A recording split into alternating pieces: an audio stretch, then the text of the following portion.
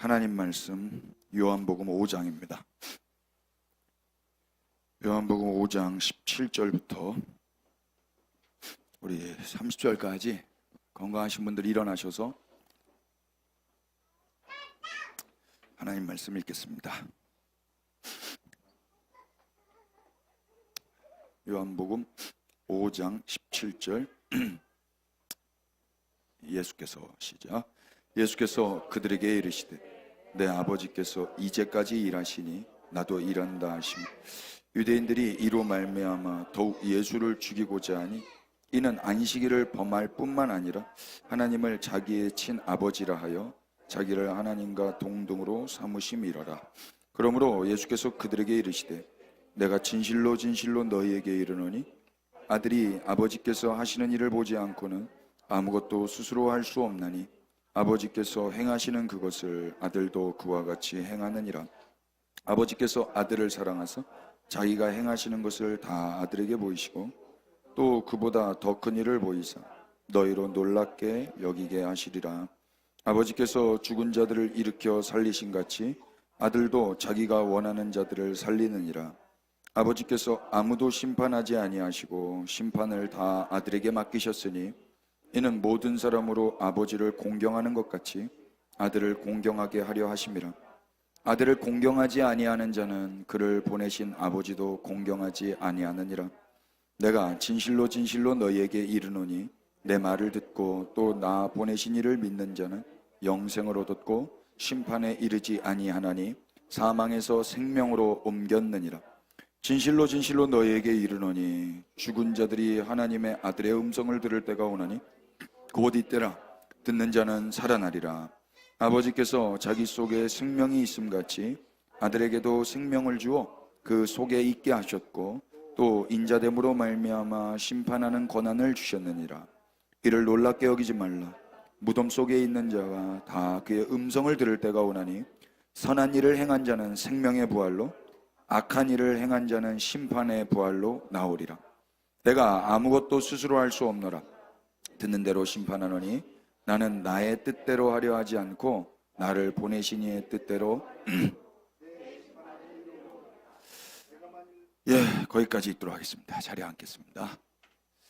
우리 옆에 분들 한번 인사하시겠습니다. 하나님이 당신을 사랑하십니다. 한 번 더 할까요? 새해 복 많이 받으세요. 아까 우리 봉규 집사님이 있었는데 가셨어요? 3층으로 가셨고 우리 또 태원 집사님도 계셨는데 3층에 가셨고 참 그때 신앙생활하기가 쉽지가 않습니다. 아이들과 또 우리 철원에서 오셨는데 오늘 박수로 좀 환영하십시다. 우리는 지난 시간에 인간의 나약함 곧 인간의 배응망덕함에도 불구하고 그런 인간을 품어 안으시는 하나님의 크신 자비와 은혜를 통해서 기독교 신앙이 뭔가를 확인했었습니다.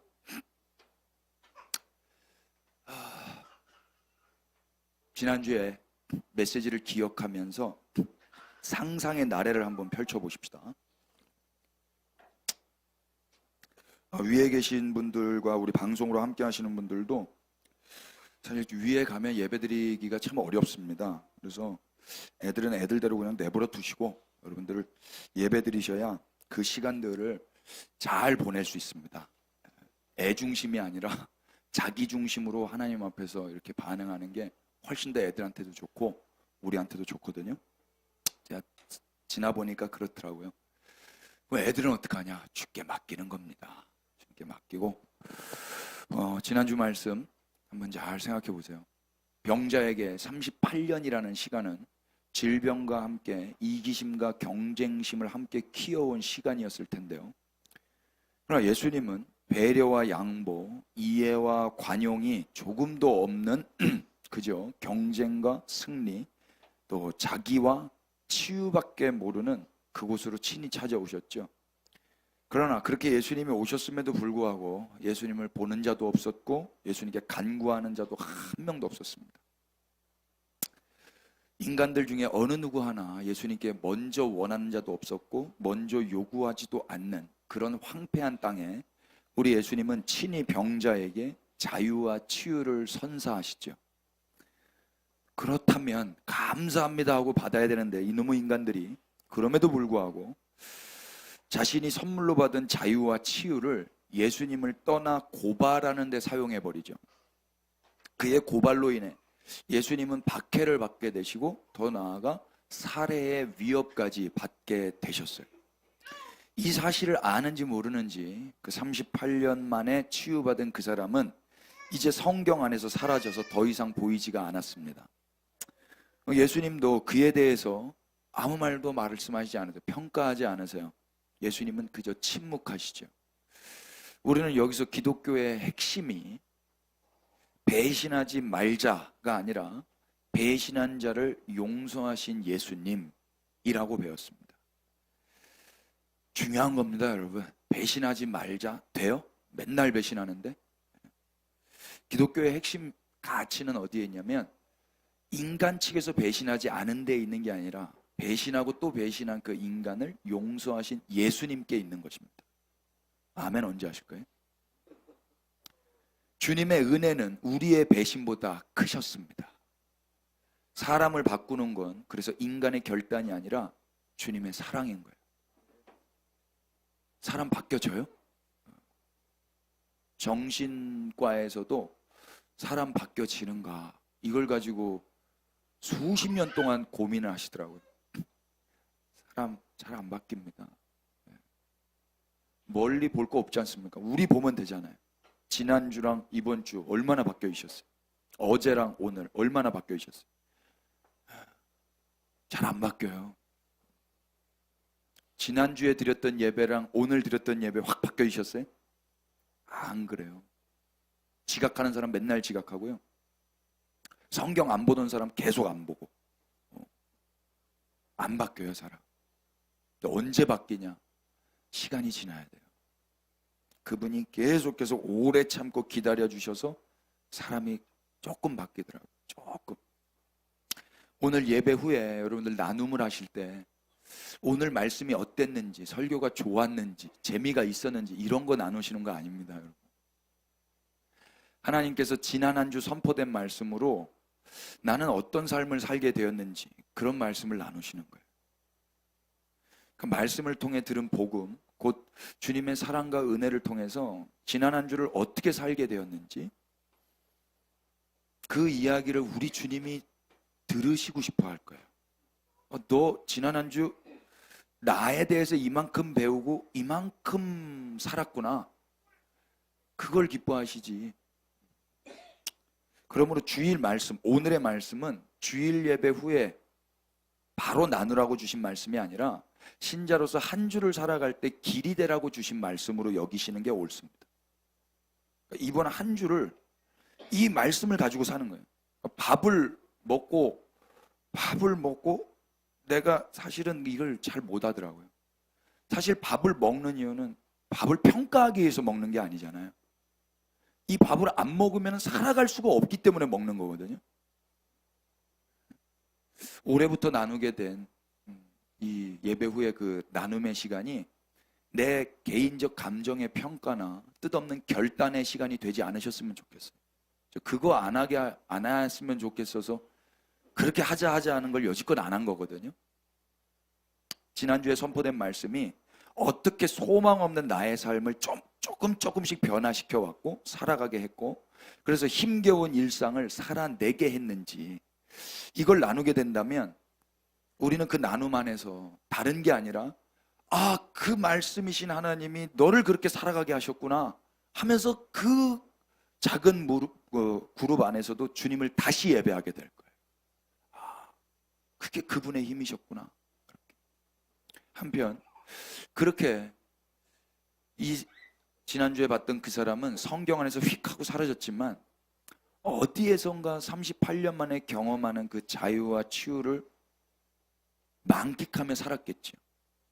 성경에는 안 나오지만 어디에선가 살고 있었을 거란 말이에요. 그 삶은 예수님으로부터 자유와 치유를 경험하기 전의 삶과는 다른 삶이잖아요. 시간이 조금 흐른 어느 날에 그에게 어떤 소식이 하나 들려올 것 같아요.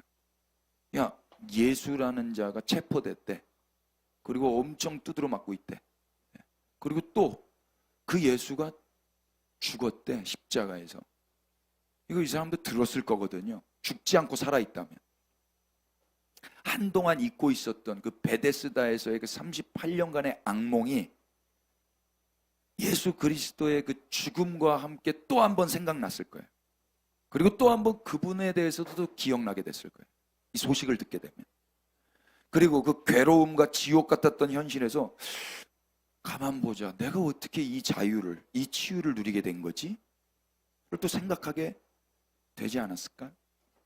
오늘의 이 일상이 과연 누구로부터 온 것인지, 그는 그 예수 그리스도의 조롱과 수치당함과 십자가에 매달려 죽임당하는 그 소식을 들으면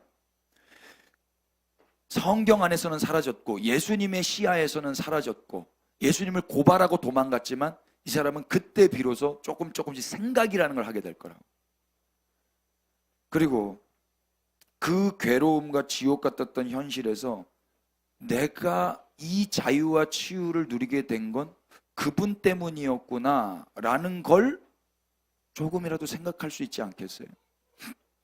그가 좀 괜찮은 사람이라면 그제서야 비로소 죄책감이라는 걸 느껴요.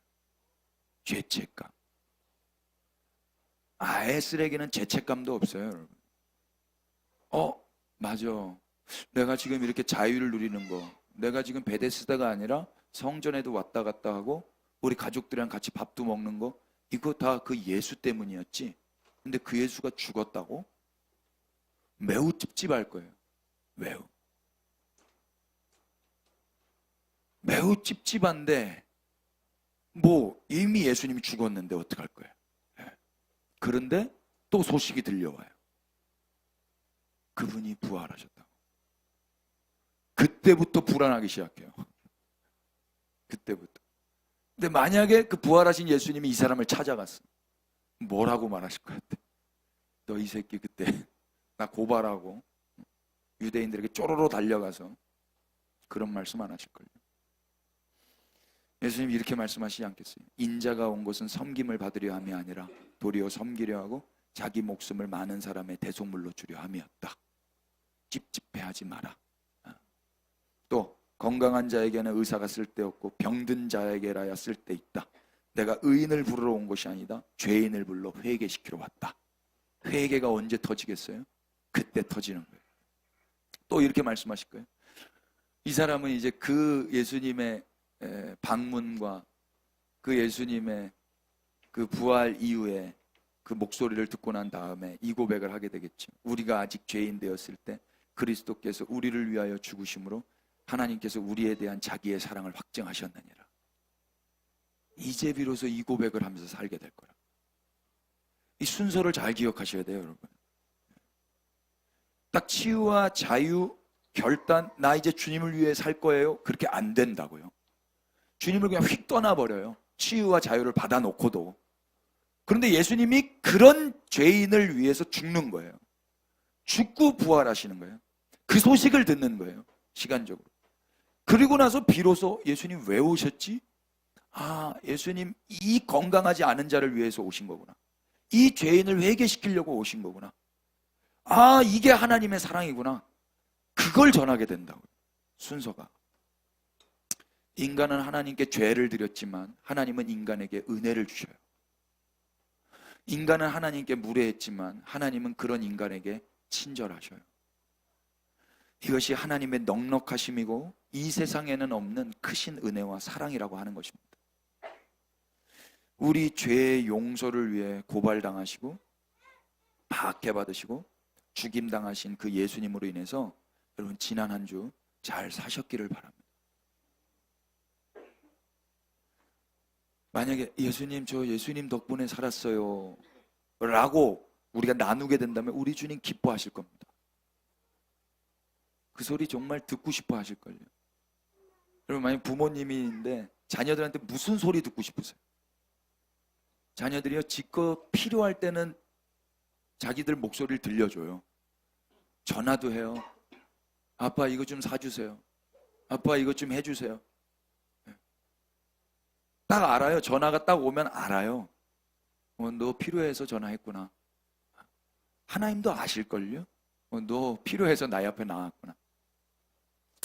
거기에는 별로 기쁨이 없어요. 그 당연한 거니까. 자녀는 아버지에게 구하는 게 당연해요. 근데 언제 기쁨이 오냐면 그 아버지로 말미암아 살았던 자녀가 아버지 덕분에 잘 살았어요. 아버지 덕분에 저 그때 너무 좋았어요. 아버지를 높여드리는 거예요. 받은 은혜를 기억하는 거예요. 그럼 오늘 우리가 왜 모였어요?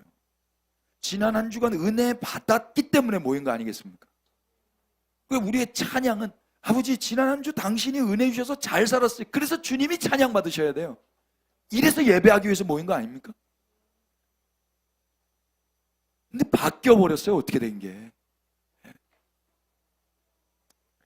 오늘은 그 하나님의 은혜를 또 한 번 보기를 원합니다.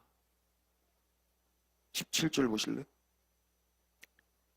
예수님이 이렇게 말씀하세요. 예수께서 그들에게 이르시되 내 아버지께서 이제까지 일하시니 나도 일한다. 예수님이 이 말을 그 38년 된 병자를 고치시고 나서 그 병자가 고발했기 때문에 이 말을 하신 거예요. 이 말이 화근이 됐죠. 그래서 18절에 이런 상황이 펼쳐져요. 18절은 다 같이 읽어볼까요? 시작. 유대인들이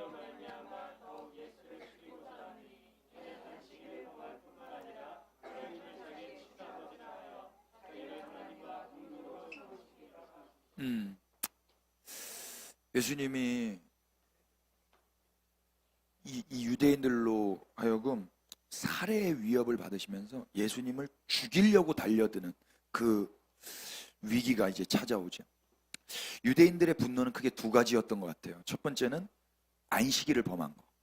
두 번째는 예수님이 하나님의 친아들이라고, 하나님이 자기 친아버지라고, 그래서 하나님과 동등됨으로 말씀하셨다는 것에 대해서 유대인들이 분노를 했어요. 그래서 19절에 예수님이 이렇게 말씀하시는 거예요. 다 같이 그러므로 시작. 그러므로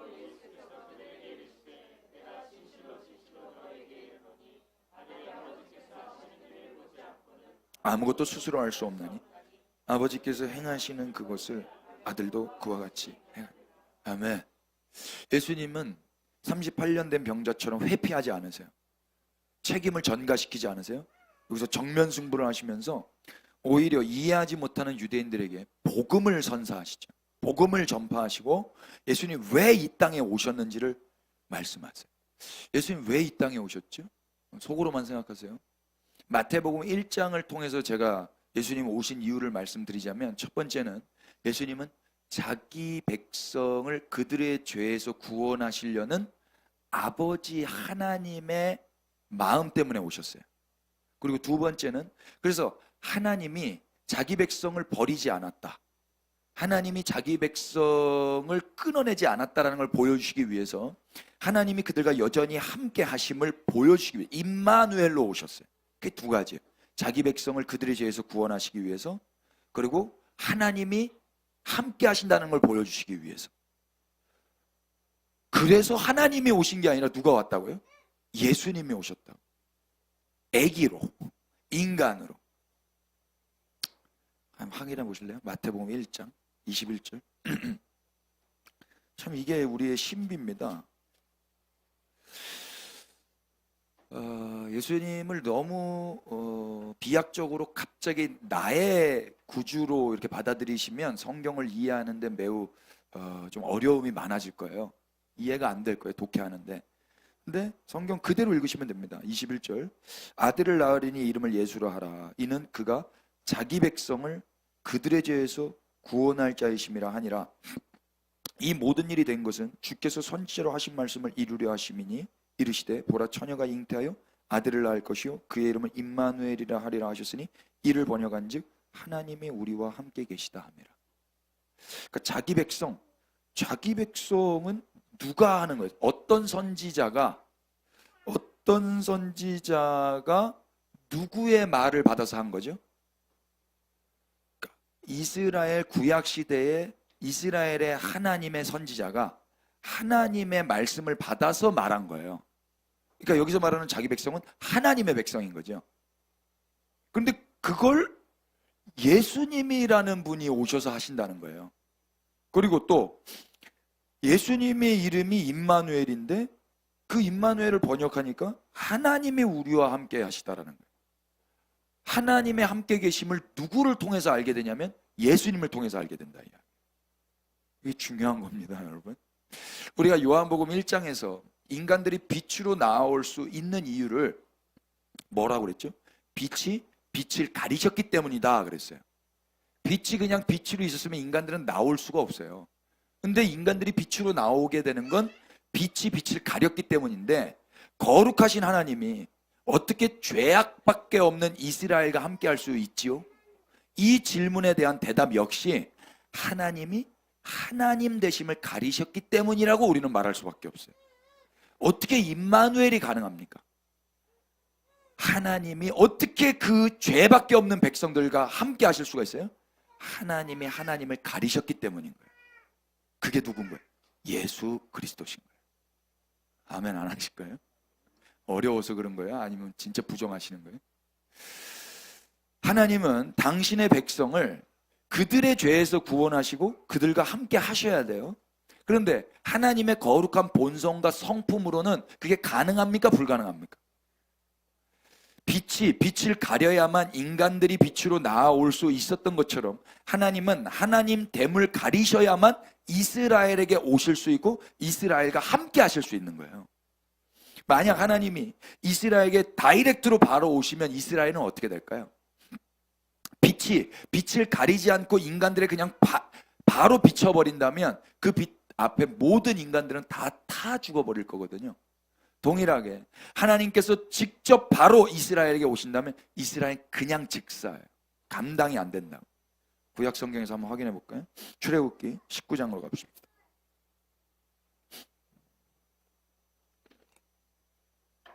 (20절) 여호와께서 시내산 곧 그 산 꼭대기에 강림하시고 모세를 그리로 부르시니 모세가 올라가매. 21절 시작. 여호와께서 모세에게 이르시되 내려가서 백성을 경고하라. 백성이 밀고 들어와 나 여호와에게로 와서 보려고 하다가, 여기 20절 보시면 순서가 중요한데 하나님이 먼저 어떻게 하세요? 산 꼭대기에 강림하시죠. 그리고 모세를 그리로 불러요. 그리로가 어디예요? 산 꼭대기로. 그럼 모세 건강해야 돼요. 산 꼭대기까지 올라가야 되거든요. 그래서 모세가 그리로 올라간 거예요. 그때 여호와께서 모세에게 말씀하시죠. 내려가서 올라왔는데 내려가래. 내려가서 경고하래요. 왜? 백성이 밀고 들어와 나 여호와에게로 와서 보려고 하다가 많이 죽을까. 이 말하려고 올라오라 그런 거야. 산꼭대기 높습니다, 여러분. 그런데 올라오자마자 내려가서 짜증 안 나시겠어요, 여러분? 그건 좀 짜증 나던데. 아무튼 백성들이 밀고 들어오지 못하게 하라. 이게 옛날 성경에는 돌파라고 되어 있어요. 백성들은 돌파하고 싶어요. 근데 그거 못하게 하라고 내려가라는 거예요. 왜 돌파하려는 거죠? 하나님을 사랑해서? 아니요. 호기심 때문에. 저게 뭐야? 하면서 돌파하려고. 그러면 어떻게 됩니까? 죽게 돼요. 22절. 또 여호와에게 가까이 하는 제사장들에게 그의 몸을 성결하게 하라. 나 여호와가 그들을 칠까 하노라. 모세가 근데 뭐라고 이야기하죠? 23절 보세요. 시작. 모세가 여호와께 아뢰되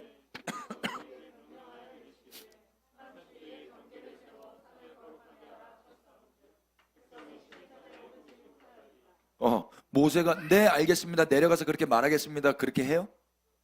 23절 보니까 주께서 우리에게 명령하여 이르시기를 산 주위에 경계를 세워 산을 거룩하게 하라 하셨사온즉 백성이 시내산에 오르지 못하리이다. 불순종하고 있어요. 왜 이렇게? 여러분 올라갔다 내려가는 게 쉽지가 않습니다. 왜 이런 말씀을 하시는가? 근데 하나님은 뭐라고 그래요? 그래 그러면 네 말대로 그래 그들을 한번 믿어볼까? 이렇게 안 하세요. 24절 보세요. 여호와께서 그에게 이르시되 가라. 다시 내려가 이 새끼야. 너는 내려가서 아론과 함께 다시 올라와. 그리고 제사장들과 백성에게는 경계를 넘어 나 여호와께로 올라오지 못하게 하라. 내가 그들을 칠까. 하나님 고집을 부리세요. 모세도 고집 부렸어요. 그럼 둘 다 고집을 부리는데 누가 이겨요? 예, 그래서 25절 모세가 백성에게 내려가서 그들에게 알리니라. 왜 이런 말씀을 하신 거예요? 결국 모세는 산 꼭대기에서 다시 산기슭으로 내려가 백성에게 알려야만 했어요. 왜 하나님은 모세를 다시 올라오래 그랬다가 다시 내려보내신 거예요? 간단하게 생각하면 하나님의 강림의 위험 때문이라고도 생각할 수 있겠습니다만 그 앞구절 19장 9절부터 한번 보시면 이유를 알게 돼요. 9절부터 보세요. 여호와께서 모세에게 이르시되 내가 빽빽한 구름 가운데에서 너에게 임함은 내가 너와 말하는 것을 백성들이 듣게 하며 또한 너를 영영이 믿게 하려 함이라. 모세가 백성의 말을 여호와께 아뢰었으므로 여호와께서 모세에게 이르시되 너는 백성에게로 가서 오늘과 내일 그들을 성결하게 하며 그들에게 옷을 빨게 하고 준비하게 하여 셋째 날을 기다리게 하라. 이는 셋째 날에 나 여호와가 온 백성의 목전에서 시내산에 강림할 것이니 12절 다 같이 시작. 너희는 삼가 산에 오르거나 그 경계를 침범하지 말지니 산을 침범하는 자는 반드시 죽임을 당할 것이다. 예, 이거는 하나님께서 먼저 말씀하신 거예요. 먼저 이 말씀 하셨죠. 그리고 또 한 번 13절에 그런 자에게는 손을 대지 말고 돌로 쳐 죽이거나 화살로 쏘아 죽여야 하리니 짐승이나 사람을 막론하고 살아남지 못하리라 하고 나팔을 길게 불거든 산 앞에 이를 것이라 하라. 하나님 왜 이렇게 말? 애들 나 보면 죽는다. 그리고 그렇게 올라오는 자는 니네가 스스로 돌로 쳐 죽이나 화살로 죽이거나 짐승에 찢겨 죽이나 아무튼 죽여야 된다. 그러니 신신당부를 하면서 절대 못 올라오도록 해야 된다. 를 하나님이 말씀을 먼저 하셨다고.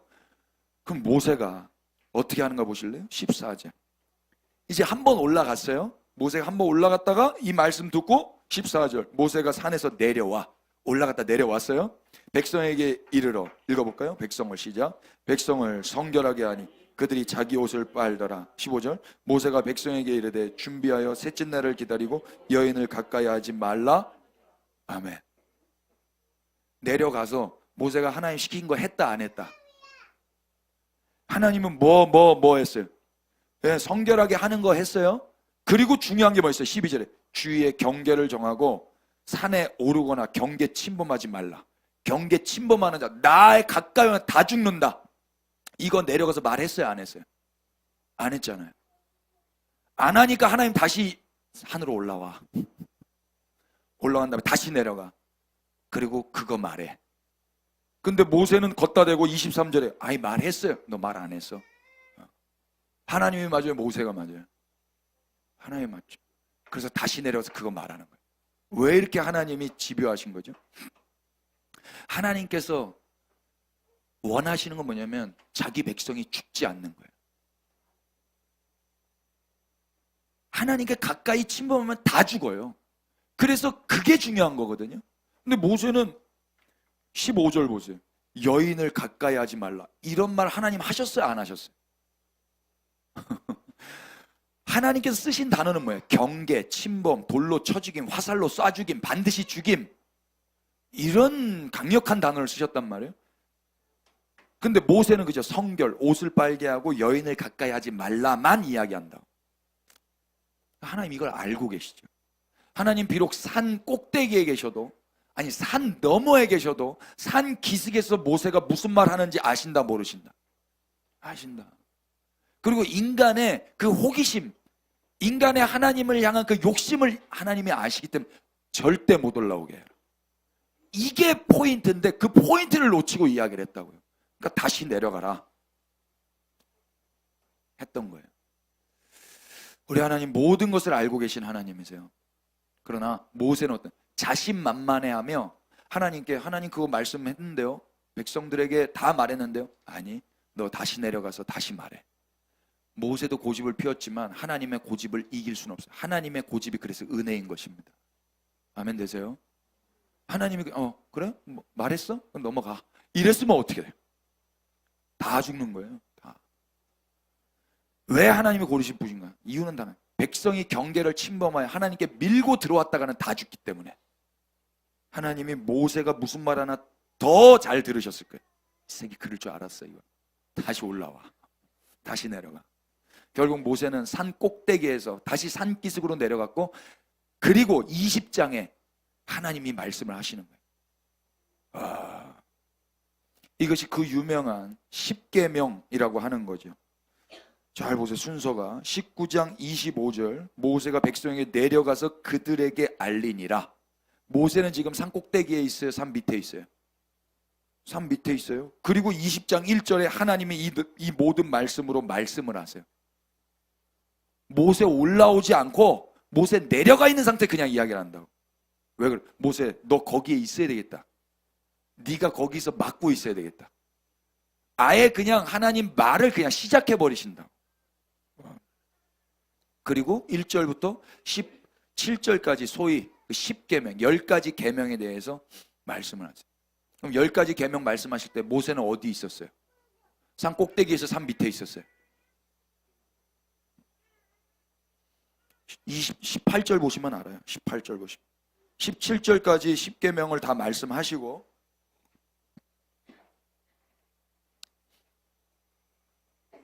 여러분 이게 되게 중요한 거였어요. 여러분 지금 예수님 하나님과 지금은 예수님 하나님 함께 하셨는데 요한복음 5장에서 예수님 어디 계세요? 하늘에 계세요? 땅에 계세요? 하나님과 함께 계세요? 백성들과 함께 있어요? 그게 모세의 그림이라고요. 모세 지금 하나님과 산 꼭대기에 있지 않고 산 기슭에 있단 말입니다. 왜? 백성을 살려야 되니까. 이해되세요? 18절 읽어볼까요? 시작. 뭇 백성이 우레와 번개와 나팔 소리와 산의 연기를 본지라 그들이 볼 때에 떨며 멀리 서서 모세에게 이르되 당신이 우리에게 말씀하소서 우리가 들으리이다. 하나님이 우리에게 말씀하시지 말게 하소서 우리가 죽을까 하나이다. 모세가 백성에게 이르되 두려워하지 말라. 하나님이 임하심은 너희를 시험하고 너희로 경외하며 범죄하지 않게 하려 하심이라. 백성은 멀리 서 있고 모세는 하나님이 계신 흑암으로. 모세가 여기 있었기 때문에 모세한테 이야기할 수 있는 거예요. 그리고 모세가 아니야 하나님을 대변하죠. 그리고 나서 모세 홀로 다시 올라가는 거예요. 그리고 22절 보세요. 여호와께서 모세에게 이르시되 너는 이스라엘 자손에게 이같이 이르라. 내가 하늘로부터 너희에게 말하는 것을 너희가 스스로 보았으니. 하늘로부터 뭔가 말하는데 백성들은 그 말을 알아듣는다 못 알아듣는다. 못 알아듣고 뭘로 들은 거예요? 18절에 우레, 번개, 나팔 소리, 산의 연기로만 본 거예요. 그러니까 무서워 벌벌 떠는 거죠. 근데 누구만 이걸 해석할 수가 있었던 거예요? 모세만. 그게 모세가 다시 내려갔다가 올라가서 하나님의 음성을 들었기 때문에 이걸 설명을 할 수가 있는 거거든요. 유대인들은 예수님이 누군지를 몰라요. 왜 예수님이 지금 이곳에 오셔서 배신당하고 고발당하고 박해당하고 이들과 옥신각신해야 되는지 전혀 모른다고. 이게 지금 과거 고대에 하나님이 이스라엘과 교통하셨던 방법과 똑같은 방법이란 말이에요. 똑같은 방법. 모세는 백성들과 함께하고 있었어요. 근데 백성들 그때 이구동성으로 말을 하죠. 하나님의 음성을 내가 들으면 죽어볼 것 같습니다. 그러니 백성들이 하나같이 하나님의 음성을 거부하고 감당할 수 없는 극한의 공포 가운데 뭐라고 이야기하죠? 하나님이 말하게 하지 말고 당신이 말하게. 당신이 말하시오. 그리고 백성들은 멀리 서 있어요. 그리고 그 백성들의 소원대로 모세는 하나님이 계신 그 흑암 속으로 걸어 들어가는 거예요. 유일하게 모세 홀로 들어가서 뭐 하는 거예요? 하나님의 음성을 정확히 듣는 거예요. 모세만. 우레와 번개가 아니라 하나님의 음성을 듣는다고. 흑암 속으로 들어간 하나님이 뭐라고 말씀하셨는가? 22절 다시 한번. 내가 하늘로부터 너희에게 말하는 것을 너희 스스로 보았다. 너희는 나를 비교서 은으로나 금으로나 너희를 위하여 신상을 만들지 말고, 그러면서 쭉 이렇게 하나님 앞에 나오지 말라고. 내게 토단을 쌓고 그 위에 네 양과 소로 네 번제 화목제를 드리라. 내가 내 이름을 기념하게 하는 모든 곳에서 내게 임하여 복을 주리라. 네가 내게 돌로 제단을 쌓거든 다듬은 돌로 쌓지 말라. 네가 정으로 그것을 쪼면 부정함이라. 너는 층계로 내 계단에 오르지 말라. 네 하체가 그 위에서 드러날까 함이니라. 하나님과 관계할 수 있는 것들에 대해서 모세를 통해서 말씀을 하신다. 모세를 통하여. 안 그랬으면 다 죽는 거예요. 참 이게 아이러니인데 하나님 없으면 살아요, 못 살아요? 못 살죠. 그렇다고 해서 하나님이 직접 오면 살아요, 죽어요? 죽어요. 하나님 없으면 죽는데 하나님이 또 직접 오면 그래도 죽어요. 그래서 필요한 게 뭔 거예요? 모세와 같은 중보자, 중재자가 필요했던 거예요. 이해되세요? 신명기 서로 한번 가보실래요? 신명기 6장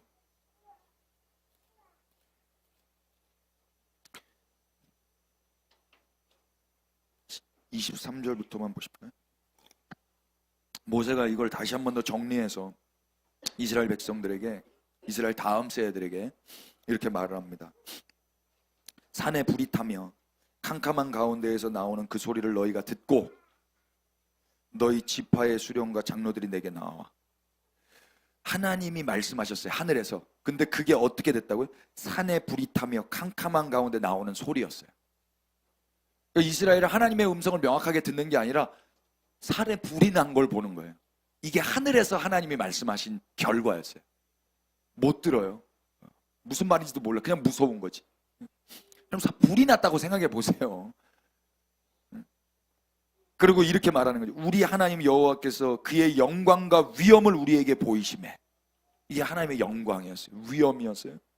불 가운데에서 나오는 음성을 우리가 들었고 하나님이 사람과 말씀하시되 그 사람이 생존하는 것을 오늘 우리가 보았나이다.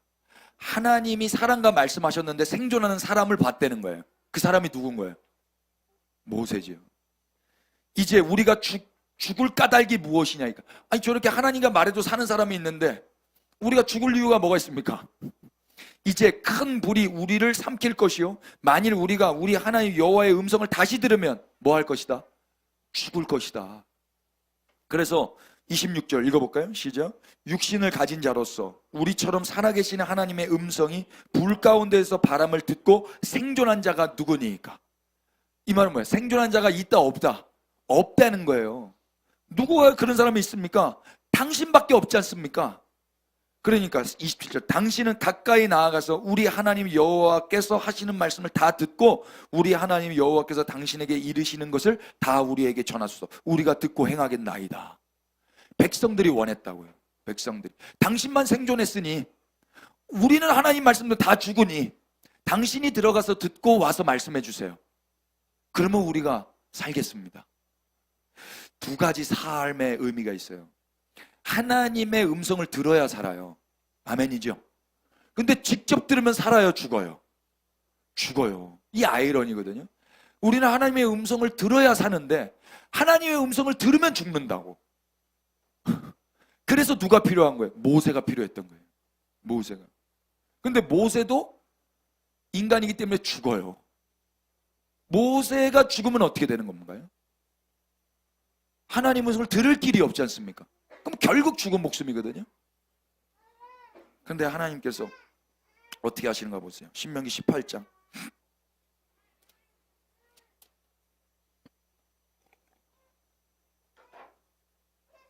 시간 관계상 15절 네 하나님 여호와께서 너희 가운데 내 형제 중에서 너를 위하여 나와 같은 선지자 하나를 일으키시리니 너희는 그의 말을 들을지니라. 이것이 곧 네가 총회의 날에 호렙산에서 네 하나님 여호와께 뭐한 것이다? 구한 것이다. 백성들이 뭘 기도했어요? 뭘 구했어요? 제발 하나님이 우리에게 말하지 말게 하소서. 당신이 들어가서 말하고 듣고 우리에게 말하게 하여 주시옵소서. 그런데 지금 모세는 뭐라고 해야죠? 나 아니고 나와 같은 선지자가 있을 거다. 그의 말을 들어라. 이렇게 그거 니네가 기도했지 않냐?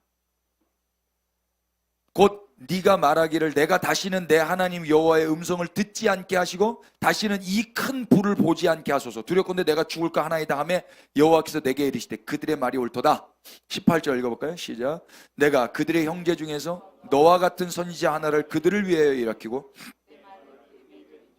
내가 그에게 명령하는 것을 그가 무리에게 다 말하리라. 19절 누구든지 내 이름으로 전하는 내 말을 듣지 않는 자는 하나님이 모세에게 이걸 하신다고. 그러니까 모세가 죽어도 이제 상관이 있어요, 없어요? 없어요.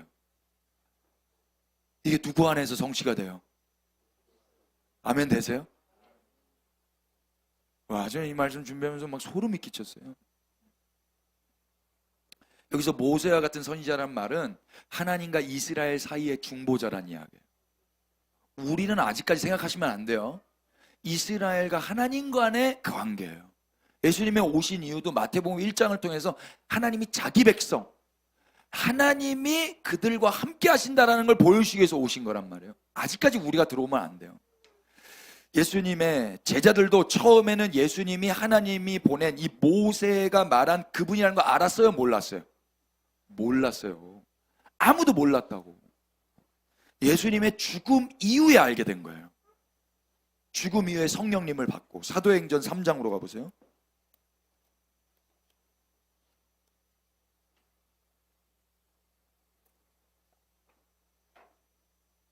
(20절) 또 주께서 너희를 위하여 예정하신 그리스도 곧 예수를 보내시리니 하나님이 영원 전부터 거룩한 선지자들의 입을 통하여 말씀하신 바 만물을 회복하실 때까지는 하늘이 마땅히 그를 받아두리라. 모세가 말하되 주 하나님이 너희를 위하여 너희 형제 가운데서 나 같은 선지자 하나를 세울 것이니 너희가 무엇이든지 그의 모든 말을 들을 것이라. 누구든지 그 선지자의 말을 듣지 아니하는 자는 백성 중에서 멸망을 받으리라. 이게 뭐 협박하는 게 아니라 하나님, 이스라엘과 하나님 관계 속에서 이해하면 이스라엘은 하나님의 음성을 들어야만 살잖아요. 그런데 하나님의 음성 들으면 또 죽잖아요. 그래서 중재자가 꼭 필요했었잖아요. 근데 그 중재자도 죽잖아요. 그래서 하나님이 그들의 소원대로, 기도대로 선지자를 하나 이렇게 세우실 거라고 하셨잖아요. 그분이 그래서 오셨잖아요. 오셨는데 이 제자들도 그렇고 유대인들, 요한복음 5장에서도 그렇고 지금 그 예수님을 뭐 하려고 달려든다고요? 죽이려고 달려든다고요. 이스라엘이 살 길은 그 하나님의 음성을 전하는 중재자, 중보자, 모세와 같은 그 사람의 음성을 들어야 사는 건데 이들은 하나님을 위한답시고 그를 죽여버리려고 하고 있다고. 이게 지금 요한복음 5장의 상황인 거예요. 우리 이방인들이 요한복음 5장 보면 아이고 이 바보 같은 놈들아 이러고 있어야 될 거 아닙니까? 저만 재밌는 것 같습니다. 이처럼 오늘 요한복음 본문의 말씀은 뭐냐면 예수님이 누구신가를 말하고 있는 거예요. 유대인들에게. 유대인들이 예수님을 죽이려고 하고 있지 않습니까? 이스라엘은 자신들이 하나님의 말씀, 곧 율법을 듣고 지킬 수 있다고 생각을 하고 있었어요. 그러나 이미 확인했듯이 그들 안에는 감시와 정죄만 있었을 뿐 사랑도 없고 우정도 없죠. 사람이 살아났음에도 불구하고 축하도 없었고 감격, 감사 없었지 않습니까? 그런 그들이 어떻게 하나님의 말씀을 듣고 지킬 수 있단 말입니까? 이들은 자기 친구 하나와의 관계에서도 자기 동네 사람과의 관계에서도 사랑이라는 걸 할 수가 없었어요. 그런 사람이 무슨 하나님의 말씀을 듣고 지킬 수가 있어요? 못한다고요. 그러나 하나님은 그런 당신의 백성들을 죽도록 내버려 두실 수가 없는 거예요. 그래서 그 옛날 모세를 왔다 갔다 하게 하는 수고를 감당하게 하면서도 또 내려가라 하시면서 자기 백성들이 죽지 않기를 원하셨던 그 하나님의 동일한 성품이 이 시대 가운데 예수님을 이 왔다 갔다 정도가 아니에요. 하늘 모든 영광 버리고 빛이 빛을 가리시고 하나님이 하나님 아닌 자처럼 오셔가지고 백성들에게 보내시는 거예요. 이유는 단 한 가지예요. 그 백성들 죽이고 싶지 않으시는 거예요. 이게 이스라엘의 하나님 아버지의 마음이셨다. 그래서 하나님은 당신의 모든 일을 중보자 되시는 예수님께 다 말씀하시고 보이시고 예수님을 통해서 일을 하셨던 건데 그 일이 사람을 살리는 거 아니었습니까? 38년 된 그 이스라엘을 대표하는 그 환자를 은혜로 말미암아 살리는 게 하나님이 원하시는 거였는데 그 살렸다고 해가지고 달려들어 죽이려고 하고 있다. 이스라엘이 살 길은 뭡니까? 이스라엘이 살 길 있습니까? 출애굽기와 신명기에서 우리가 확인한 바대로 이스라엘은 하나님의 음성이 아니라 중보자의 음성을 들어야 살아요. 하나님의 음성 바로 들으면 죽으니까. 예수님은 지금 시내산에 그 전 이해가 있는 유대인들에게 당신이 바로 모세와 같은 중보자로 온 아들이라고 말씀하고 계시는 거예요. 요한복음 5장 24절 보실래요?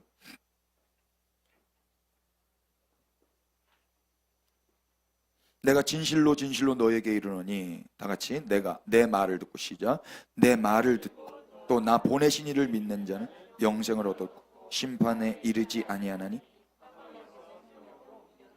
아멘. 예수님의 말씀을 듣는다는 건 곧 감히 들을 수 없는 누구의 말씀을 듣는 거죠? 하나님의 말씀을 듣는 거예요. 감사해야죠. 그래서 그들은 심판이 아닌 뭘 얻게 되는 거예요? 생명을 얻는 거예요. 하나님의 음성을 들으면 그 불타 죽어버린다니까요. 그래서 내 말을 듣고 나 보내신 이를 믿게 되는 거예요. 그 모세를 누구로 이스라엘 백성들이 알죠? 하나님이 보내신 자로 알게 되잖아요. 동일하게 예수님 역시 하나님이 보내신 하나님의 말씀을 전하는 자로 그렇게 듣게 되면 결국 심판이 아니라 사망이 아니라 생명을 얻게 되지 않습니까? 그 이야기를 예수님이 하시는 거라고요. 25절 보시면 진실로 진실로 너에게 이르노니 죽은 자들이 하나님의 아들의 음성을 들을 때가 오나니 곧 이때라. 듣는 자는 살아나리라. 예, 죽은 자라 할지라도 이제 소망이라는 게 생기죠. 뭐죠? 죽은 자, 이미 죽은 자예요. 이미 죽은 자. 또 살아있는 자 아무도 없는데 살아있다 해도 죽을 자예요. 하나님의 음성 바로 들으면 죽지 않습니까? 하나님의 음성이 없으면 죽고 또 하나님의 음성을 들으면 또 죽어요. 그러나 그들이 유일하게 살 길이 있다면 하나님의 아들 곧 중보자 되시는 예수님의 음성을 듣는 것밖에 없어요. 하나님은 과거 이스라엘 백성들의 기도에 응답을 하셔서 인간들이 죽지 않는 선 안에서 당신의 음성을 들을 수 있는 길을 열어주셨어요. 그게 뭐예요? 바로 지금 그 유대인들 눈앞에 와 있는 예수 그리스도시죠. 기억해 보십시다. 하나님이 예수님을 보내신 이유는 죽은 자들 가운데 생명을 주시기 위함이지 심판하여 사망에 이르게 하심이 아니었어요. 왜 또 모세가 올라갔다가 또 내려오고 올라갔다 또 내려오는 거죠? 심판이 목적이에요? 살리는 게 목적이에요? 살리는 게 목적이라고요. 예수님이 왜 하늘 영광 버리고 이 땅에 오신 거예요? 심판이 목적이었다면 안 오면 돼요. 그냥 위에서 말씀하시면 그냥 불로 다 끝내버리면 되신다고. 근데 그분이 중재자를 보내셨다는 건 살리고 싶으신 거라고. 정리를 한번 해보십시다. 하나님은 당신의 생명의 음성을 들려주시기 위해 중보자를 보내셨어요. 그래서 예수님은 지금 이때에 오셔서 하나님의 일을 하신 거죠. 그래서 38년 된 병자를 살리셨어요. 그런데 유대인들은 오히려 예수님을 죽이려고 달려들고 있어요. 예수님의 음성을 들어야 사는데 그분을 없애려고 하다니 오히려 이 사람들은 죽으려고 환장을 한 거죠. 그러나 여기에서 복된 소식이 있다면 무엇이겠습니까? 그럼에도 불구하고 하나님은 끝까지 당신을 하나님으로 나타내시지 않으세요. 예수님이 야 이놈들아 너희들 내가 누군지 모르냐? 이 답답한 놈들아 내가 하나님이다. 이러면서 그들을 처단하지 않으신다고요. 이게 복음이에요. 모세가 내려왔는데 왜 내려왔어? 빨리 올라가. 등 떠밀어서 보낸 사람은 없어요. 모세가 내려온 게 은혜예요. 끝까지 그들과 함께 있었던 게 은혜라고. 끝까지.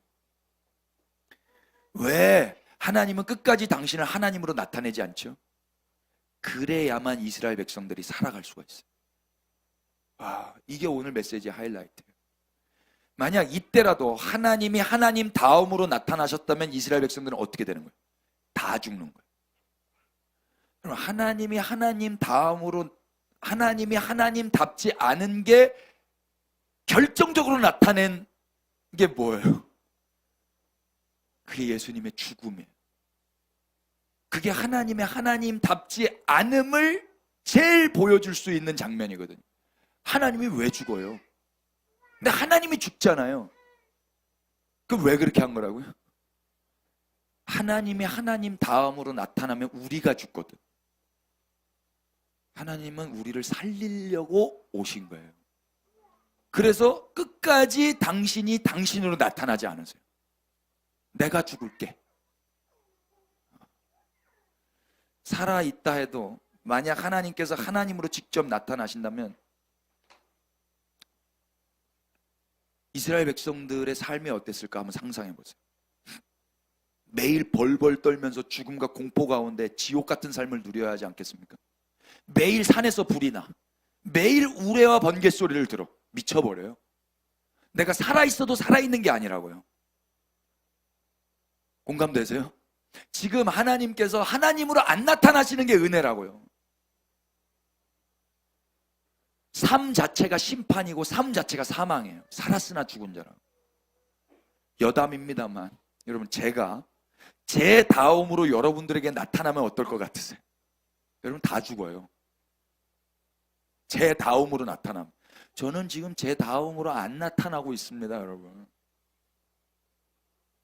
그거 아세요? 우리가 우리가 우리답지 않아야 교회가 평안하다는 사실? 여러분, 제가 우리 집에서 저 다음으로 나타나면 우리 집 작살 납니다. 벌써부터 어금니 깎여물고 있잖아요. 가정에서도 제가 저답지 않은 모습으로 계속 살아야, 계속 살고 또 살아야 가정이 평안해요. 제가 제 있는 모습으로 살면 우리 집은 공포와 두려움 그 자체일 겁니다. 우레소리, 번개소리 맨날 나. 그렇기 때문에 머지않아 그 가정 안에 살았던 자녀들은 지 힘이 조금만 세면 쿠데타가 일어나는 거예요. 피차, 하나님이 하나님답지 않게 나타나신 게 은혜인 줄 아십시다. 우리도 우리답지 않게 한번 살아보자고. 다시 돌아오시면, 하나님은 죽은 자를 살리시기를 원하시고 생명을 주시기를 원하시는 분이셨어요. 그래서 중보자 되시는 아들을 보내셨던 거였죠. 그런데 유대인들은 그 중보자를 죽이려고 했어요. 중보자가 없으면 어떻게 되죠? 중보자를 죽여버리면 어떻게 되죠? 하나님의 음성을 들어야 하는데 들으면 죽으니까 중보자를 보내주신 건데 중보자를 죽여버렸으니 과연 이스라엘이 살 길이 있다 없다? 이게 지금 이스라엘이 처한 공경이에요. 유대인들은 하나님을 위한다고 한 일이겠지만 사실 죽기로 작정한 일이라고. 그러나 하나님이 중보자를 보내신 이유는 심판이 아니라 구원이 목적이었잖아요. 그래서 인간들이 중보자 되시는 예수님을 죽인다 할지라도 하나님이 예수님을 보내셨다면 하나님은 심판이 아닌 뭘 베푸실까요? 그래서 무슨 일을 하신 거예요? 하나님은 유대인들이 예수님을 죽이도록 내버려 두세요. 이게 하나님의 능력이었어요. 27절 보세요.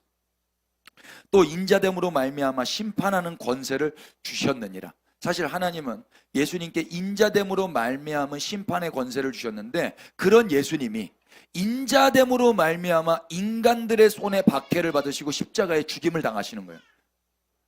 바뀌어져 버린다고. 그러면 인간들을 살리려고 왔는데 그 살리려고 온 중보자를 죽여버렸으니 하나님 입장에서 인간들을 다 죽여야 되는데 하나님의 계획이 다 틀어져 버렸으니까 하나님도 끝장난 거고, 야 씨발 이스라엘도 모르겠다 그냥 야 다 뒤집어치우자 이래야 끝나는 거 아니겠습니까? 이쯤 되면 배응망덕한 이스라엘을 죽여서라도 하나님의 분을 푸셔야 할 법도 한데 하나님 무슨 일을 하시는가?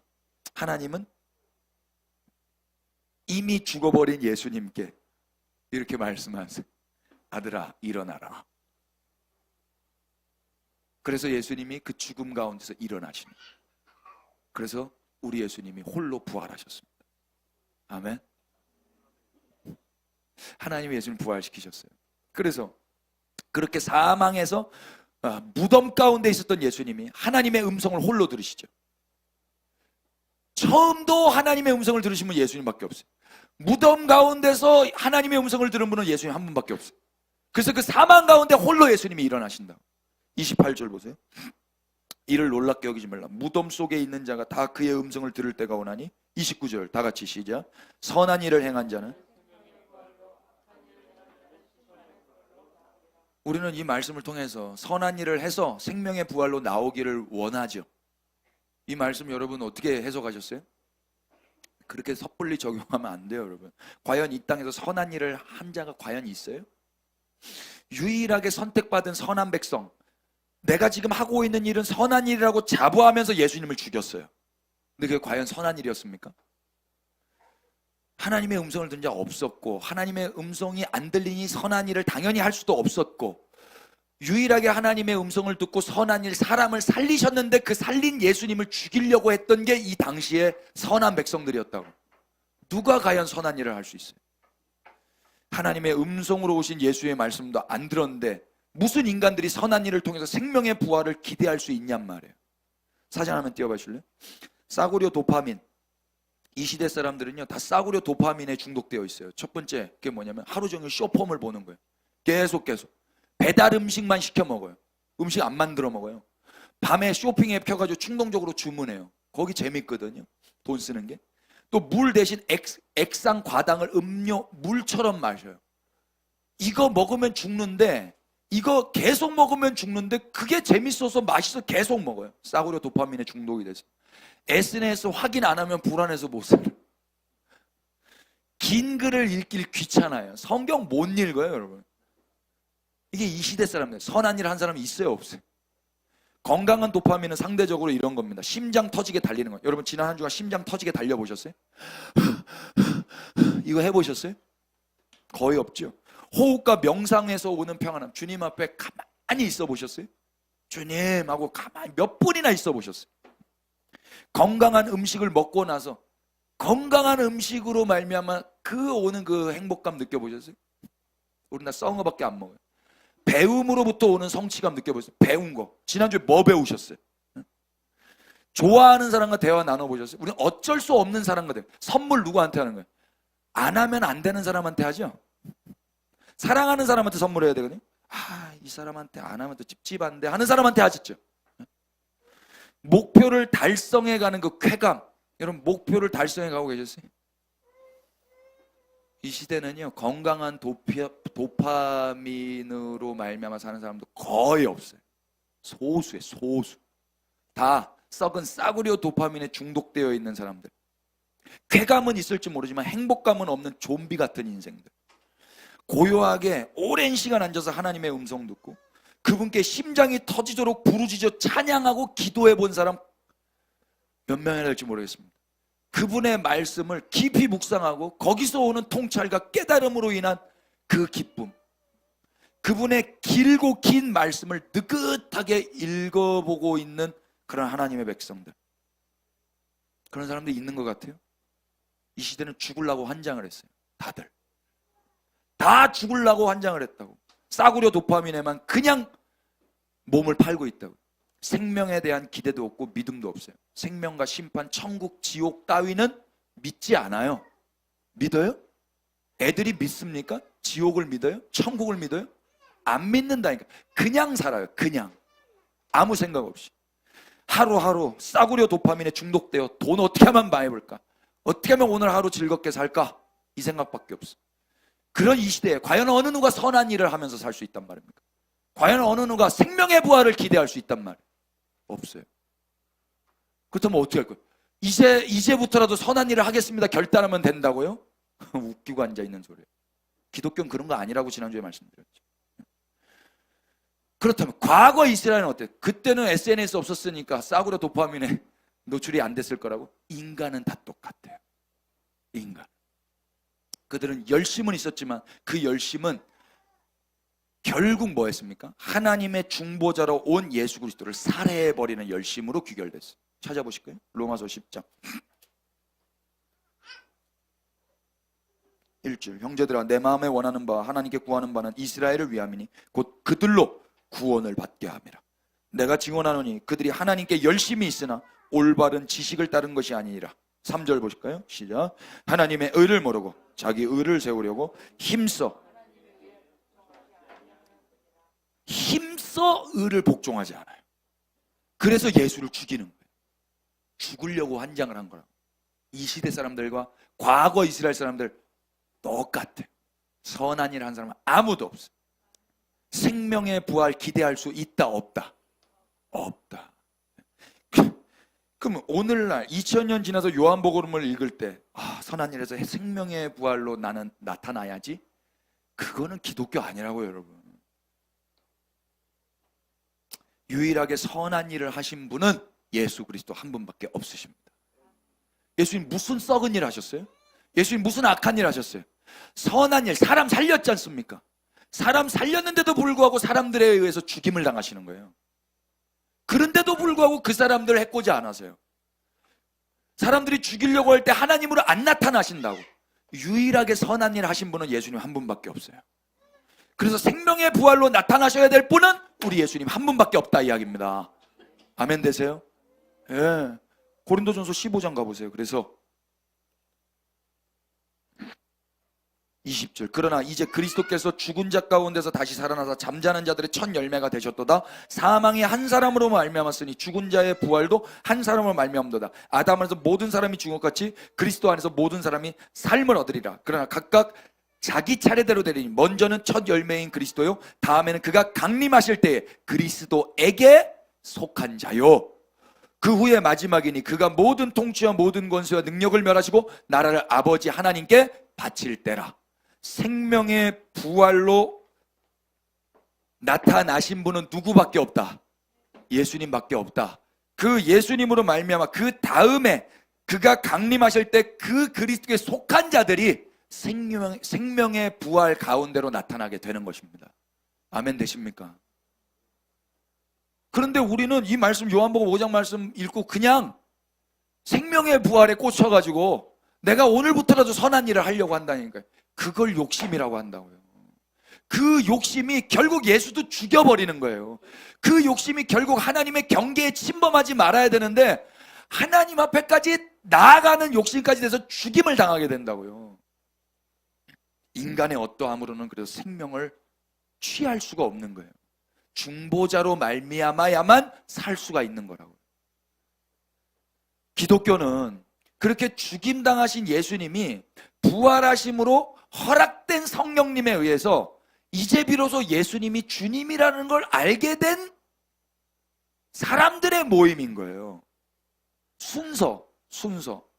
고린도전서 2장 가보세요. 순서가 중요해요.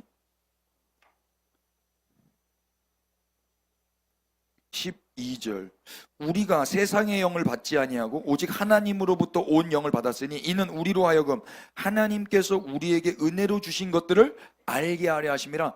성령으로 말미암아 어떤 결과가 초래되냐면 하나님께서 우리에게 은혜로 주신 것들을 비로소 알게 되는 거예요. 그럼 성령님이 언제 오시는 거예요? 예수님 살아계실 때 와요? 돌아가시고 와요? 돌아가시고 그걸 비로소 알게 된다고요. 그러니까 지금 요한복음 5장에서 예수님 알 수 있어요? 없어요? 하나님이 세상을 이처럼 사랑하사 은혜로 예수님을 중보자로 보내신 거거든요. 그런데 유대인들은 눈이 열려 그거 안다 모른다. 모르니까 예수를 죽여버렸잖아요.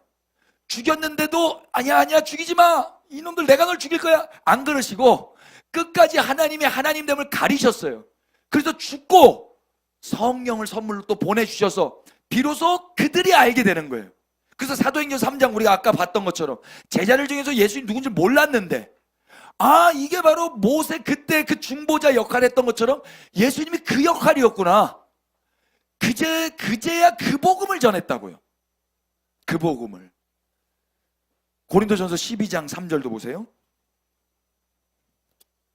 그러므로 내가 너희에게 알리노니 하나님의 영으로 말하는 자는 누구든지 예수를 저주할 자라 하지 아니하고 또 성령으로 아니하고는 누구든지 예수를 주시라 할 수 없느니라. 뭐라고요? 하나님의 영, 성령으로 말하는 자는 누구든지 예수를 저주할 수 있다 없다. 유대인이 이제 성령을 받으면 예수님 저주해요 못해요? 못하는 거예요. 왜? 이분을 저주하면 하나님을 저주하는 거고 하나님의 음성 안 듣겠다라는 거고 그러니까 그건 내가 죽겠다라는 건데 이게 성령을 받은 자는 이걸 알아버렸는데 어떻게 그렇게 하냐고. 이걸 지금 쓰고 있는 바울도 유대인이에요. 자기도 성령을 받았어요. 그래서 예수님을 죽으라고 말하는 거예요. 과거 성령을 받기 전에는 자기도 자기 열심으로 말미암아 죽으려고 환장을 했죠. 그래서 예수님을 죽이려고 했고 예수님 믿는 자를 죽이려고 했었습니까?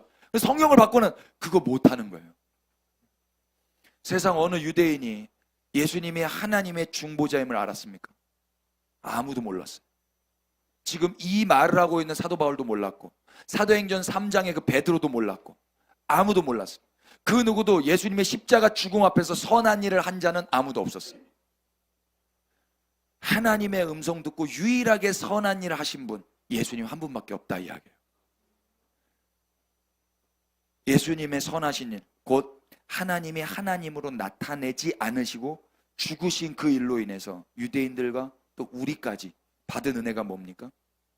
하나, 생명을 얻은 거예요. 우리가 뭘 했어요? 아무것도 안 했어요. 우리는 몰랐고 열심은 있었지만 그건 잘못된 열심이었고, 우리는 그래서 하나님이 살리겠다고 보내주신 그 예수님마저 죽여버린 자였다고. 그런데 그 상황에서도 하나님은 하나님으로 나타나지 않으셨어요. 우리를 살리기 위해서. 유대인과 우리가 뭐 했어요? 우리는 그저 예수님을 죽였을 뿐이에요. 하나님을 음성 안 듣기로 작정을 한 거예요.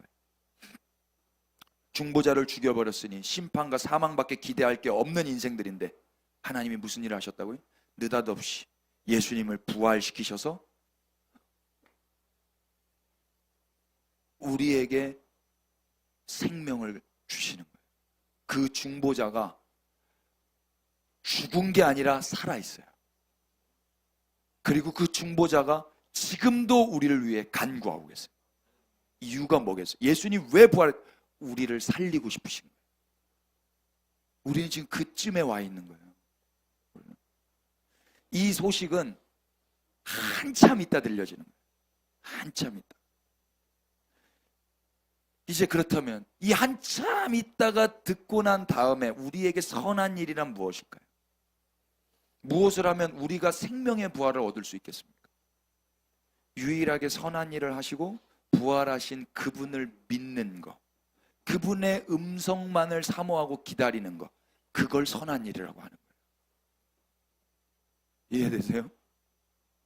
로마서 10장 9절로 가보실래요?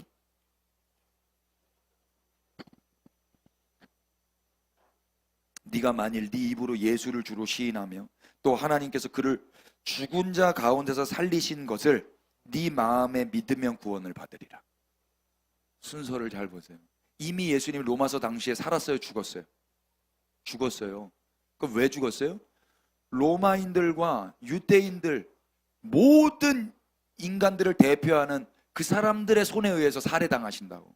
근데 끝까지 하나님 다움을 나타내지 아니하시고 그냥 죽임 당하셨어요. 그리고 나서 성령님이 오신 거예요. 그래서 이 로마서를 쓰고 있는 바울이 이 편지를 쓰고 있는 거예요.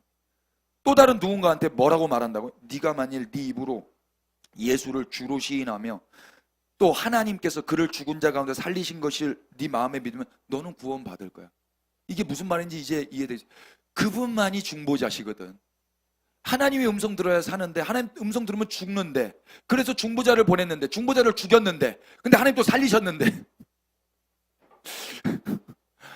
지금 설명을 더 이상 못하겠어요. 10절, 사람이 마음으로 믿어 의에 이르고 입으로 시인하여 구원을 이르리라. 성경에 이르되 누구든지 그를 믿는 자는 부끄러움을 당하지 아니하리라 하니 유대인이나 헬라인이나 차별이 없습니다. 한 분이신 주께서 모든 사람의 주가 되사 그를 부르는 모든 사람에게 부유하시도다. 13절 다 같이 시작. 누구든지 주의 이름을 부르는 자는. 이 로마서 10장이 그런 이야기예요. 예수님은 복음서에서 돌아가시죠. 그리고 그분의 성령을 받아 계몽이 된 증인들은 사도행전 이후에 예수님을 믿으라고 권고하기 시작했어요. 복음서에서 예수님을 믿으라고 권고한 사도들은 아무도 없어요. 엄밀히 말해서 그래서 우리는 복음서에 예수님을 믿는 게 아니라 복음서 이후에, 다시 말하면 예수님의 죽음과 부활 이후 증인들의 증언을 통해서 예수님을 믿는 거예요. 이해되셔요? 그들의 선포와 권면은 바로 그대로부터 하나님이 중보자를 세워서 당신이 하신 일을 하셨던 것의 연장선 안에서 이해를 하셔야 되는 것입니다. 우리에게 한번 질문해 보자고요. 여러분, 예수님이 하나님의 중보자라고 믿고 계시는지? 이스라엘에게 출애굽 신명기 때부터 나타나실 그 하나님의 중보자로 오신 예수님으로 내가 믿고 있는지, 아니면 다른 예수님을 믿고 계시는지. 예수님을 하나님의 음성을 들려주시는 하나님의 말씀으로 믿고 계시는지, 아니면 다른 예수님으로 믿고 계시는지 자기에게 질문해 봐야 된다고. 내가 믿는 예수님은 도대체 누구지? 그리고 만약 내가 그 예수님을 하나님의 중보자로 믿고 있다면 그걸 내 의지나 내 어떤 결단의 결과라고 말할 수는 없을 거예요. 왜? 어느 누구도 선한 일을 한 자는 없으니까. 선한 일은 예수님 홀로만 하셨으니까. 그래서 유일하게 하나님의 음성을 듣고도 생존하시는 하나님의 아들이 인간의 손에 죽임을 당하셔야만 했던 거예요. 귀가 먹어버린 세상은 하나님의 음성을 들을 수 없었지만 하나님은 예수님의 죽음을 통해서 당신의 백성과 세상을 사랑하는 마음을 외치고 계시는 거예요. 내가 니네를 안 죽이고 싶다, 살리고 싶다. 그걸 인간들이 예수님을 죽이는 걸로 말씀하신다고. 네가 나를 죽일 만큼 나는 나의 나다움을 나타내 보이지 않겠다. 나는 너를 사랑하기 때문에 나의 나다움을 끝까지 나타내지 않겠다. 너만은 내가 그래서 죽이지 않겠다. 내가 죽는 한이 있더라도. 그래서 예수님이 선한 일 하시고 죽임당하신 거예요. 이게 기독교라고. 하나님은 인간들이 하나님을 죽일 만큼 당신의 하나님 다움을 나타내 보이지 않으셨어요. 하나님인 줄 알았으면 인간들이 하나님을 죽였겠어요? 예수님이 하나님의 말씀을 전하는 유일한 중보자라고 알았다면 예수님을 십자가에 못 박았겠냐고요. 예수님은 그만큼 자기를 부인하셨어요. 하나님은 그만큼 당신의 당신됨을 나타내 보이지 않으셨다고. 이게 뒤늦게 알게 되는 거예요. 예수님을 죽이고 그분의 성령을 받은 다음에. 그러니까 우리는 2000년이 지난 오늘 알게 된 거예요. 여러분, 복음서에서 예수님 믿겠다고 달려드시면 안 돼요. 우리는 사도행전 이후에 전한 그 메시지를 듣고 아는 거예요.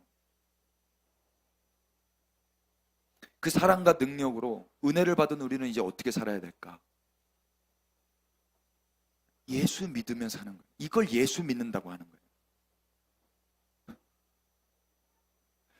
기독교 신앙은 예수님을 자신의 내세를 위한 수단으로 믿는 게 아니에요. 예수님 믿는다는 게 예수 믿으면 영생을 얻어? 예수 믿으면 생명의 부활을 얻어? 예수 믿으면 잘 돼? 예수 믿을게. 이걸 예수 믿는다고 하는 게 아닌 거예요. 기독교 신앙은 예수님을 내 천당 가기 위한, 내 지옥 안 가기 위한 수단으로 믿는 게 아니라고요. 예수님은 이미 우리가 아직 죄인 되었을 때 하나님께서 허락하신 생명의 중보자셨어요. 그럼 모든 인간은 그 예수님을 몰라봤죠.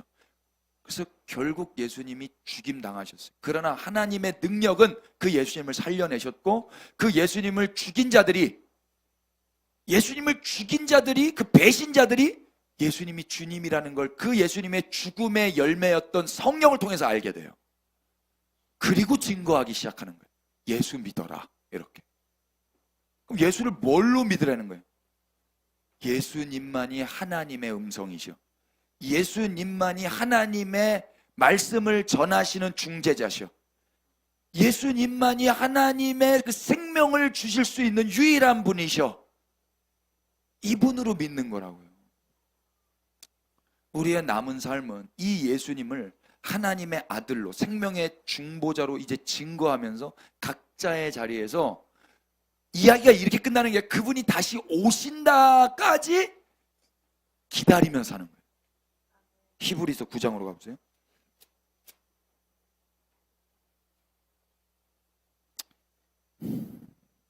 (15절) 이로 말미암아 그는 새 언약의 중보자시니. 새 언약의 중보자, 이게 예수님의 별명이에요.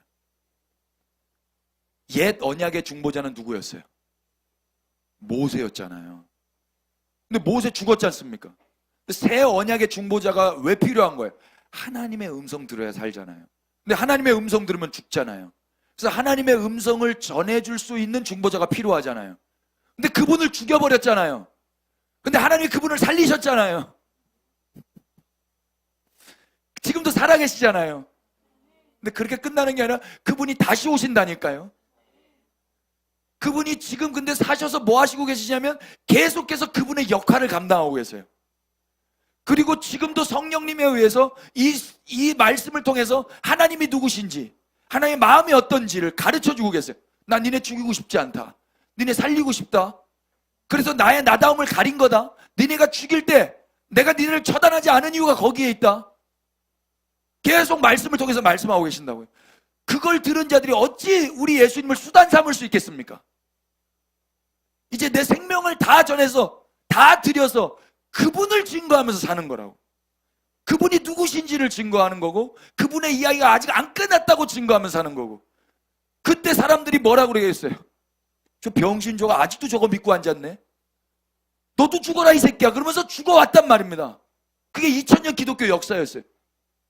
아직까지 안 오고 계세요. 뭐 어떻게 할 거예요? 예수 안 믿을 거예요? 그분 말고 내가 그냥 하나님 말씀 다이렉트로 듣지 뭐 이럴 거예요? 아니면 하나님이 어디 있어? 천국 지옥이 어디 있어?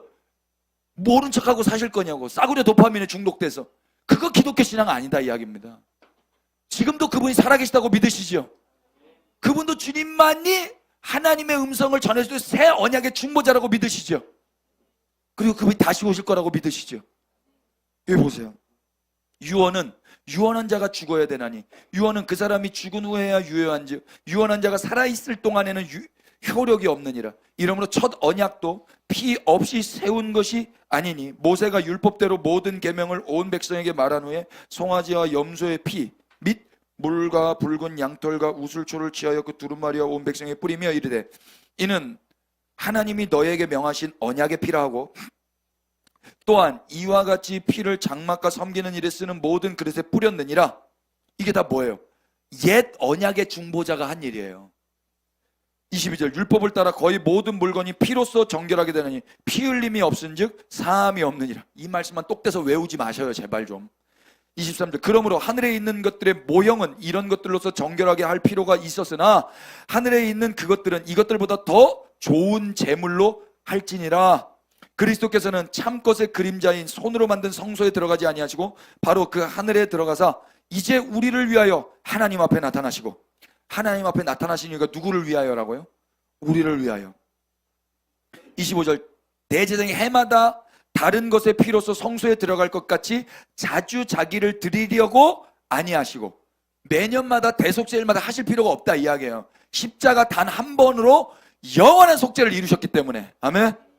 그리하면 그가 세상을 창조한 때로부터 자주 고난을 받았어야 할 것이로되 이제 자기를 단번에 제물로 드려 죄를 없이 하시려고 세상 끝에 나타나셨느니라. 이게 십자가라고. 이게 2000년 전 역사 안에 나타난 골고다 언덕의 그 십자가라고. 한 번 죽는 것은 사람에게 정하신 것이요 그 후에는 심판이 있으니. 이거 협박하려고 쓴 말 아니에요. 28절 뭐라고 그래요? 이와 같이 그리스도도 많은 사람의 죄를 담당하시려 한 번에 들이신 바 되셨고. 그리스도를 그렇게 심판 받으셨다고요. 구원에 이르게 하기 위하여 죄와 상관없이 자기를 바라는 자들에게 두 번째 나타나시리라. 다시 나타나실 때는 죄와 상관없이 자기를 뭐하는 자들에게? 바라는 자들에게. 예수를 믿는다는 건 뭐예요? 예수를 믿는다는 건 나는 배신했어요. 나는 내 열심을 예수를 죽여버렸어요. 그래서 나는 잘한 줄 알았어요. 그런데 지나고 보니까 소식이 들려와요. 그분이 하나님의 아들이 맞았어요. 내가 죽인 그분이. 그리고 끝까지 당신의 당신됨을 나타내지 않으셨어요. 이유는 단 하나, 날 살리려고, 내 죄를 용서하시려고. 이 은혜를 받은 자들 이때로부터 지금까지 증인이 돼서 복음을 증거했어요.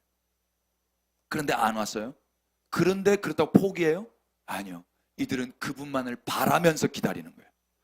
무엇과 상관없이, 죄와 상관없이. 죄는 내가 죽였는데도 그분은 내 칼에 맞고 죽었다니까. 내 대못에 맞고 죽었다니까. 그럼 왜 그런 거예요? 날 죽이려고 살리려고. 날 살리려고. 정죄가 목적이 아니고 심판이 목적이 아니고 사망이 생명이 목적이려고 끝까지 당신의 하나님됨을 나타내 보이지 않고 죽으셨잖아요. 그러니까 죄와는 이제 상관없는 자가 됐단 말이에요. 그러니까 이제는 뭘 기다려야 되겠어요? 천국을 기다리는 게 아니에요. 내 영생을 기다리는 게 아니라고. 죄와 상관없이 당신의 당신됨을 다 가리시고 내 의로 말미암아 죽임당하신, 내 욕심으로 말미암아 죽임당하신 내 구주 예수님을 바라고 기다리는 거예요. 이게 기독교 신앙, 예수 믿는다는 거라고요. 이게 본문으로 요한복음 끝절 보세요. 5장 30절. 근데 요한복음 5장에서 이거 아는 사람이 있다 없다? 아무도 없어요. 아무도. 예수님 뭐라고 30절 내가 아무것도 스스로 할 수 없느라 듣는 대로 심판하노니 나는 나의 뜻대로 하려 하지 않고 나를 보내신 이의 뜻대로 하려 함으로 내 심판은 의로우니라. 예수님 스스로 아무것도 안 하셨어요. 이번 한 주 우리 어떻게 살아야 될까요? 오케이, 알겠어. 그럼 어떻게 살아야 되지? 보내신 하나님께 그분의 음성을 들은 대로 사셨던 예수님은 결국 사람들의 손에 죽임 당하시죠. 요한복음 5장에서 이렇게 말씀하셨는데 예, 그러세요. 박수 안 받아요. 놀림 당하세요. 그리고 죽임 당하신다고. 십자가는 그렇게 무력해 보이는 거예요. 그런데 그걸 누구만 할 수 있는 거냐면 전능하신 주님만 할 수 있는 거예요. 사랑하시는 주님만 할 수 있는 거예요. 능력과 사랑이 있는 분이 할 수 있는 게 무력해 보이는 십자가라고. 진짜 능력은 뭐예요? 우리의 우리됨을 나타내지 않는 거예요. 그걸 다른 표현으로, 여기 표현으로 하자면 스스로 하지 않는 거예요. 스스로 하지 않는 거예요. 우리의 우리됨을 나타내지 않는 거예요.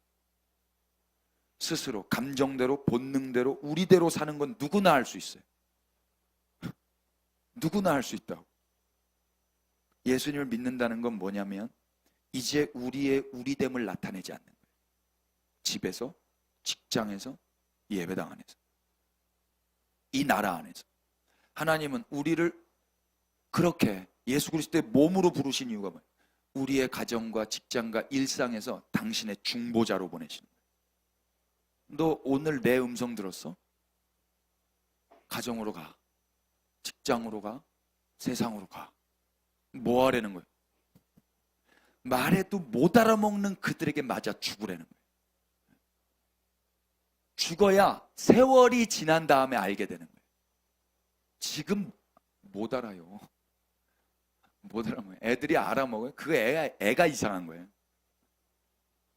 부모님이 돌아가셔야만 비로소 효도라는 걸 해요. 이걸 예수 믿는다고 하는 거예요. 이걸. 우리의 직장과 가정과 일상에서 부디 승질대로 살지 마시고 만만하게 놀림 다 당하시고 우리의 우리됨을 가리시고 주님만 바라면서 살아보십시다. 이 말씀 전 전했습니다. 이제 다음 주에 모였을 때는 그거 하나씩 꺼내서 이야기하는 거예요. 넌 무슨 놀림 당했니? 넌 무슨 대못 박히고 왔니? 넌 무슨 채찍 맞고 왔니? 기도하겠습니다. 새 언약의 중보자가 되시는 예수님, 주님은 하나님의 아들이시며 하나님의 말씀이십니다. 당신이 없이는 우리는 생존할 수 없습니다. 그럼에도 불구하고 우리는 우리의 지식과 기준으로 주님을 무시했고 괴롭혔습니다. 이 안목 없는 우리를 불쌍히 여겨 주시옵소서.